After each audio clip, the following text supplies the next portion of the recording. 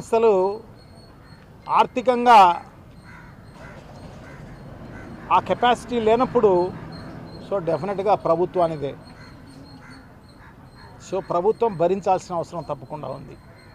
User charges అనేటి ఎప్పుడైతే తీసేసామని అంటున్నారో, అండ్ జీవో రాలేదని చెప్పేసి అంటారు, కానీ ఓవరాల్గా చెప్పినందువల్ల ఎవరు కట్టని పరిస్థితి, అన్ని చోట్ల తీసేసిన పరిస్థితి ఉంది.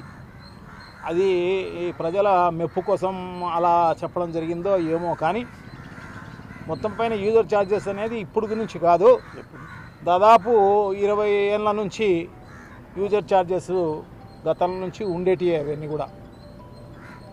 సో ప్రజలు కూడా, ఎందుకంటే ఆ స్థానిక సంస్థలు ఆర్థికంగా లేనప్పుడు, ఎందుకంటే ఇదంతా కూడా బాగా కరెక్ట్గా మెయింటైన్ చేయాలంటే ఖచ్చితంగా ఎంప్లాయీస్ అవసరం ఉంటారు. ఎంప్లాయీసే కాకపోతే